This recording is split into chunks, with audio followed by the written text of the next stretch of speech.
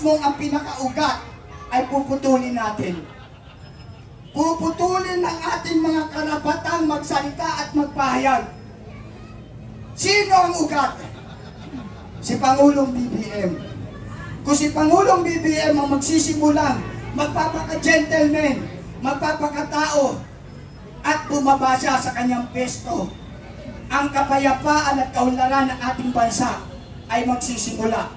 Dahil tayong lahat ay uwaw na uwaw sa kalayaan na ipinaglaban ng ating mga bayani. Subalit ngayon ang nakakalungkot, ang umaagaw ng ating mga kalayaan at karapatan ay ang mga buwaboy na politiko sa ating lipunan. Paano na ang next generation kung hindi tayo magsasalita? Paano ang next generation kung tayo'y patutulog na lang sa isang tabi at tatanggapin na ang bagyo ay normal lang? Paano ang ating next generation kung tayo'y magsasawalang tibo sa mga nagaganap na sobrang pangungurakot?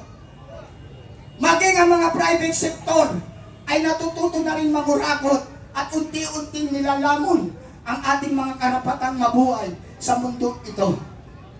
Dahil bakit? Sa pamamagitan ng mga pagtaas ng presyo, diyan tayo unti-unting pinapatay. Pansinin nyo, legal na may titulo, kinuha nila sa pilitan, tapos ayaw bayaran. Nakakaawa yung kaibigan ko na yan, si Remedios Montemayor, kaya sinusuportahan ko. Kaya kami narito ngayon at yung kaibigan ko, hindi sanay magsalita dito yan. Subalit nagawa niya, dahil sobrang api na yan, 2 magulang niya namatay dahil sa ghost project ng DPWH na yan. At ang congressman noon ay si Congressman Dong Gonzales. Kaya siya ay naririto para isigaw ang kanyang karapatan at ang katotohanan na sobrang pang-aapi ng mga politikong nasosobrahan sa kanilang mga kapangyarihan. Ako bilang isang OFW advocate, hindi man ako politiko at hindi ko rin pagyayabang sa inyo. Marami na akong natulungan at napauwi dito sa Pilipinas na mga pinamaltrato, inaapi sa labas ng bansa. Sinasamahan ko sa Department of Migrant Worker para makakuha ng action fund na kahit papano makatulong sa kanila bilang panimula ng kanilang bagong buhay. At kung minsan natatagalan, ako nakikipagdigmaan para sa kanilang karapatan. Pero, yan ang ibig sabihin na hindi mo kailangan maging politiko para makatulong ka sa pamahalaang ito. Ang masaklap lang, kung sino mga nasa pwesto, sila pa ang nangaagrabyado sa ating mga karapatan. Kaya mga mahal kong kababayang Pilipino, gumising na kayo. Gumising na kayo, ilaban nyo ang next generation. Dahil kung hindi tayo lalaban ngayon, sino pa? At kung hindi ngayon, kailan natin makukuha ang kalayaan na inagaw ng mga politikong ito, ng mga super buwaboy? Kaya sana, hindi lamang tayo ganyang karami. Hindi po ito panawagan ng isang rebelyon o sedisyon. Ito po ay panawagan ng mga sentimento ng mga mamamayang Pilipino na sobra ng aping-api sa antas ng pamumuhay. Kung hindi natin sisimulan, darating ang panahon, ang mga kabataang yan ay hindi na makapag-aaral dahil sa taas ng tuition fee na walang kumukontrol. Bakit walang kumukontrol? Abala silang lahat sa investigasyon. Abala silang lahat sa pamumulitika. Puro politika, politika, politika, politika. Wala na silang inintindi kundi politika. Wala nang development na iniisip. Meron mga ilang politiko natin na gustong ma-develop ang Pilipinas. Subalit outnumber sila. Kulang sila sa bilang.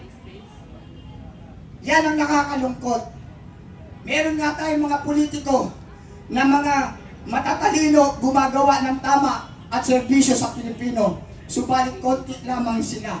Mas marami ang buwaboy.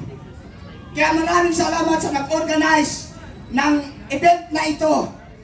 Dahil dyan nyo makikita ang kanilang pagmamalasakit sa ating bayan at mamayan. Sila ang naging instrumento ng Diyos para tayo magsama-sama, para tayo magkaisa, para tayo magkaroon ng isang boses na labanan ang sobrang nagpapahirap sa ating bansa. Marcos, step down! Step down! Step down! Step down! Resign! Resign! Resign! Kung hindi mo rin lang kayang hawakan ang bansang Pilipinas dahil ang nasusunod ay ang buwaya sa paligid mo, ibigay mo na sa karapat-dapat. Ibigay mo na as per Constitution who's the next president if the president is incompetent. As per Constitution, who? Kayo na magsalita niyan, hindi ako. Pero alam nyo kung sino yan. As per Constitution, hindi natin didiktahan ang taong bayan. Ang Konstitusyon ang maghahayag kung sino ang karapat-dapat na pumalit kapag ang ating leader o ang ating Pangulo ay wala na sa tamang paggawa ng kanyang tungkulin bilang ama ng ating bansa. Na maraming mga Pilipino na papabayaan na dahil sa sobrang pamumulitika. Lumalangoy na kami sa kumunoy ng kahirapan. Kaya sana naman, panawagan ko at panawagan ng mga lahat ng mamamayang Pilipino, mga kurakot na politiko, tama na, sobra-sobra na kayo. Mayaman na kayo, tigilan nyo na. At kung maaari, abolish smart magic. Dahil yan din ay isang ugat ng kahirapan ng ating bansa. Dahil ang nabuboto nila ng makina na yan ay yung mga hindi dapat umupo sa gobyerno. Kaya para sa aking opinyon at proposal, abolish smart magic, resign the President of the Philippines, and mabuhay tayong lahat mga mamamayang Pilipino. Pagpatuloy natin ang laban, alang-alang sa mga next generation. Inuulit ko, hindi po kami mga traditional realista, hindi po kami kasama ng mga nanggugulo, hindi po kami kasama ng mga nanunulog dyan. Kami po ay mga law-abiding citizen of the Philippines.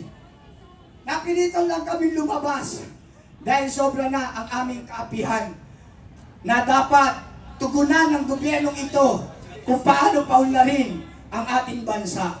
Maawa naman kayo mga politikong kurakot. Sabi nga nila, wala raw kayong mga puso. Subalit, lagi natin tatandaan, nothing impossible to the power of God.